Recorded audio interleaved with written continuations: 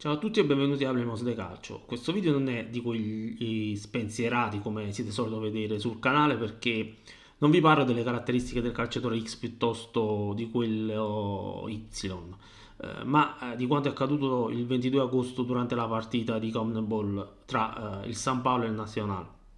Come molti sapranno, quella partita è stata caratterizzata da un grave episodio.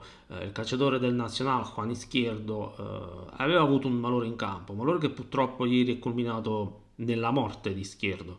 Ripercorriamo brevemente la cronaca di quel 22 agosto. Si stava giocando la partita di ritorno degli ottavi di finale della CONMEBOL Libertadores. Juan Izquierdo era in panchina. È entrato nel secondo tempo, mancava meno di una decina di minuti al 90esimo. Juan Izquierdo si trovava a centrocampo, ha cominciato a barcollare. Alcuni calciatori se ne sono accorti e sono accorsi in suo aiuto. È evidente che se vedi una scena del genere capisci subito che la situazione è grave. I medici sono entrati in campo, è arrivata l'ambulanza e Izquierdo è stato trasportato in gravissime condizioni all'ospedale Albert Einstein di San Paolo, per intenderci lo stesso dove è morto Pelé. Il calciatore è arrivato in ospedale in arresto cardiaco, è stato ricoverato in terapia intensiva, sedato e sottoposto a ventilazione meccanica. Il quadro clinico era estremamente serio. Il bollettino medico di domenica 25 agosto parlava di una progressione del coinvolgimento cerebrale e un aumento della pressione intracranica. Poi è arrivata la morte. C'è da dire che nel 2014 in Schierdo fu riscontrata un'aritmia cardiaca quando giocava nelle giovanili del Serra, aveva circa 17 anni. Ora l'aritmia cardiaca non impedisce di svolgere attività agonistica, ma ovviamente va tenuto sotto controllo. È difficile pensare che questi controlli non ci siano stati, parliamo di calciatori professionisti. Tuttavia, e lo abbiamo visto anche in Europa, queste tragedie succedono.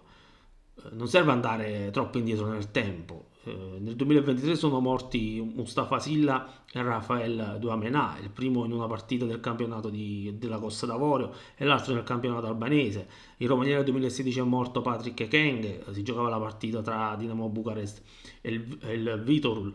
Nel 2015 perse la vita l'argentino Cristian Gomez, la partita era quella tra Atletico Paraná e Boca Unidos, campionato di Primera Binacional.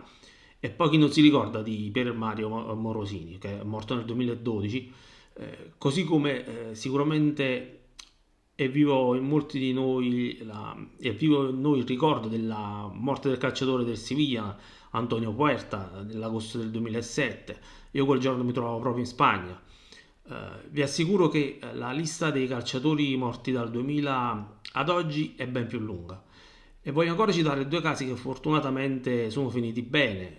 Christian Eriksen che ebbe un valore durante i campionati europei e chi ha la mia età o è più grande sicuramente ricorderà Lionello Manfredonia nell'89.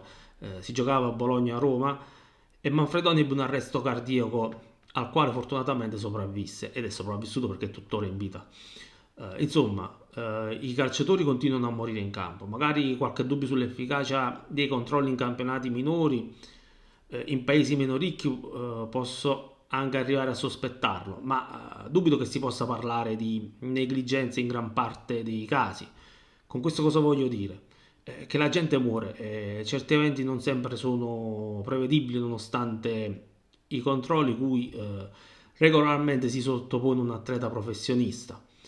Il video termina qui, se volete lasciare un commento, un pensiero per Izquierdo, fate pure, io vi saluto e vi do appuntamento alla prossima volta.